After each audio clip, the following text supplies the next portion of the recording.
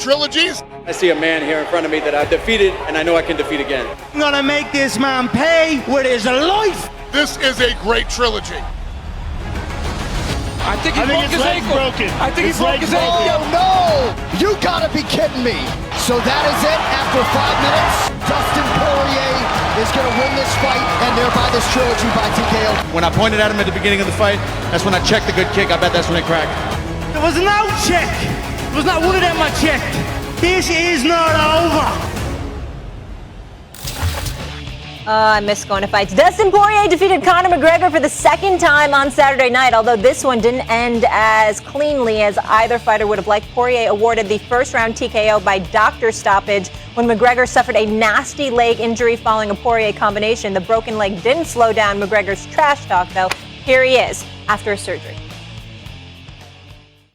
Dustin, you can celebrate that illegitimate win all you want, but you've done nothing in there. That second round would have shown all. And, you know, onwards and upwards we go, team. We dust ourselves off, we build ourselves back, and we come back better than ever. Let's go, team. Stephen A., I'll crown you a true thespian when you get down that accent. You got a couple good accents so far, but I need to see the Conor McGregor accent as well. Max, I'll start with you here. Is Conor McGregor done? I think yes, because of the way the UFC operates. They put you right back in tough. You know, this is not like boxing where you get slowly built up again. Conor McGregor, on his way up, was an athletic striker, fought off his back foot as a southpaw, would get under people's skin at the press conferences, would goad them in the ring to leading. He'd counter, hurt them, jump on them, knock them out, right? That's how he beat Max Holloway. At least that was a tactic that worked against Max Holloway. That was a tactic that worked against Poirier. Certainly Jose Aldo. And those guys were, for the most part, shorter than him. When he started fighting bigger, longer, taller guys with reach like Nate Diaz, it was a little more of a problem. That tactic's not as useful. When you're fighting guys who evolve over the years, as Poirier has, and get a ground game and all that, what do you do if plan A doesn't work and you go to the mat? McGregor, because he's been out of the game for so long, really, at a very high level, the last 4 or 5 years, has not fought much, has not developed those things. Whereas his rivals have. And what are they going to do? Like the best thing they could do now, Stephen A., is he needs a guy like Jose Aldo in a rematch, a guy he's beaten, but a shorter striker to start building up his confidence, give him time to work on his ground game. But I don't think that's what's going to happen. There's too much money at stake, putting him in more meaningful fights at this point. And he has too big an ego, I think, to try to take 2 or 3 steps back and build himself up. Well, the thing about the UFC fight game is that I don't think there are any steps back. You step into the octagon, you putting your life on the line. And I think that for me personally, Max, I think that Conor McGregor is done. And I think he's done primarily due to that injury. The fact of the matter is that, you know, when you consider what has transpired in the game, everybody talked about how Poirier in the first fight, in the sequel rather, against him, you know, with those leg kicks to the calves and what have you, and how that was relatively new to the game. It's not that it hasn't been done before. Is that the level of focus that was placed on really kicking Conor in the calf? You didn't see that, and you don't see that too often until recently. And even when Conor got knocked out in that second fight, one of the things that I said, it wasn't that he didn't get hurt by the punches, don't get me wrong, but I was saying that he was looking to go down because his legs were shot because of what Poirier was doing to him in that sequel. Now you got the trilogy, and in the trilogy, your leg just gives out on you, and literally it was just a nasty, nasty break, no question about it, the tibia and the fibula and all of that stuff that we ultimately learned later. Conor was losing the fight. 2 of the 3 judges had him losing 10-8. He was getting mauled. It was eerily similar to the second round that he suffered at the hands of Nurmagomedov when Nurmagomedov was mauling him in that second round, although Conor survived until the 4th. In the end, what it comes down to is that of his last 4 fights, which has transpired over the last 4 or 5 years, he's lost 3 and has been stopped 3 times by Nurmagomedov, knocked out by Poirier, and now you couldn't go the distance because of this broken leg. When you consider all of that and the fact that he is Conor McGregor, and like you just pointed out, Max, because of how large he is, how he's box office, you're not going to put him in with just anybody. There comes a point in time where your level of inactivity ultimately gets counted against you as well, because you haven't been there. Meanwhile, guys like Poirier, whether it's Nurmagomedov, who's retired, Charles Oliveira, all of these guys, they're active, they're fighting, and they're getting better and better and better. Conor's not getting better. And so I think about that. I think about the fact that Poirier despises him. And let me say this. I interviewed Conor McGregor last Wednesday. I flew from Phoenix to Vegas to interview him, and we saw it all over ABC and ESPN and all of that stuff this weekend. I root for Conor McGregor because I think he's great for the sport. I think he's great for sports overall. But Saturday was not his shining moment to sit up there and talk about Dustin Poirier's wife, to be so disrespectful, so classless, and what have you. We may want to see this fight again, no question, because we want to see him and Poirier go at it because they clearly despise one another. But in the end, I just don't think that Conor is on that level anymore because he's not active enough. Too much has happened. And I think the better man ended up winning the last 2 fights that he had with Poirier. Yeah, talking about somebody's family, out of bounds. Max, let me ask you this. So Saturday night, Dana White suggesting that there could be another rematch between McGregor and Poirier. Do you even want to see a 4th fight? No, not right now. I mean, if ever, Conor has to show that he has chances to win the 4th fight. I didn't see that in the 3rd fight. And Dana, this is an argument he and I have had going back 20 or a bunch of years. When someone loses like that, I don't believe in immediate rematches. I think they have to show something that tells you they could actually win that rematch or it's bad for them.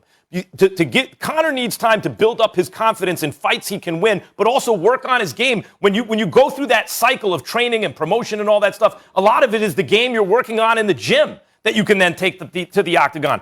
What do I always say on this show, Stephen A? A dilemma is not just a tough choice. It's a choice between 2 bad options. What Conor, when he got buzzed and he saw Poirier's stand-up game, he realized, if I stand up, I'm in trouble right now.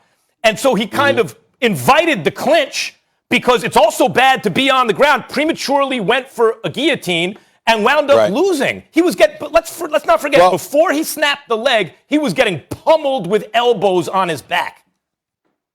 Well, let me say this to you.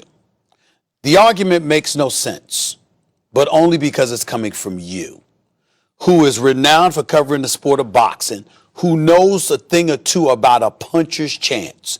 When I looked at Nurmagomedov maul Conor McGregor, what I remember is that Conor McGregor hadn't fought in a couple of years. He went into a boxing ring against Floyd Money Mayweather and still survived 4 rounds against Nurmagomedov. That's what I walked away with it from, even though I know the superior guy won because Nurmagomedov is just a powerful, powerful lightweight dude. The bottom line is Conor survived for 4 rounds, so I imagine, what if he were in shape? What if he had an opportunity to avenge that the way he avenged Nate Diaz when he went against him the second time?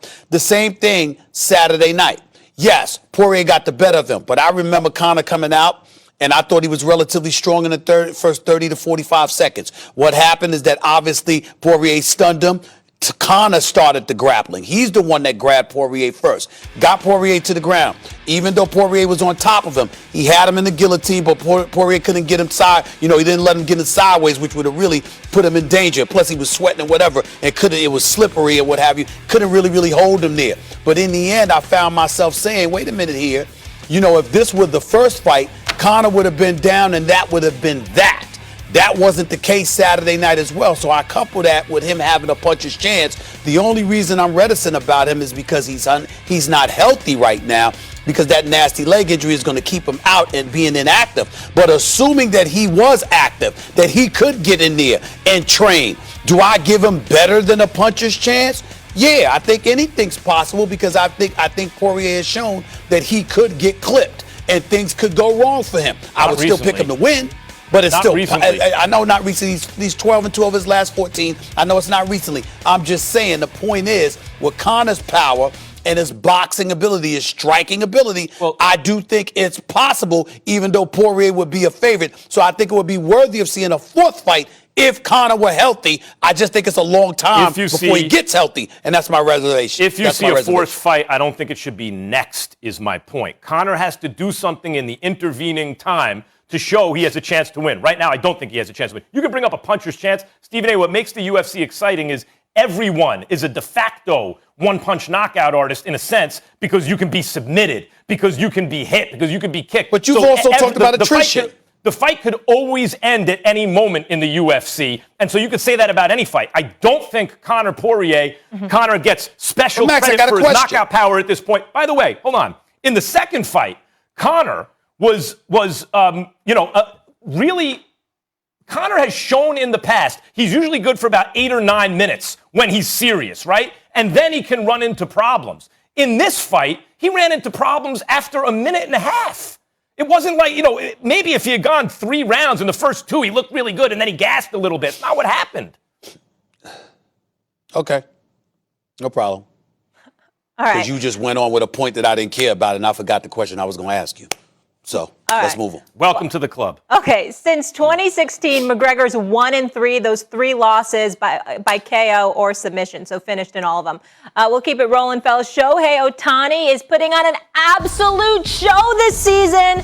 No pun intended, but is it good for MLB to have him as the biggest star in the league? Stephen A says, hell no.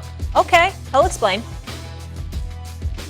Plus, with Tokyo right around the corner, how concerned should Americans be that Team USA just lost to Nigeria over the weekend? Max and Stephen A debate that. Stay here. It's First Take. I'm all for taking risks and taking shots. Imagine hypothetically that I know what I'm doing. You never know what can happen in these last couple of games. It's very tough to come to the crib, especially if I'm there. No.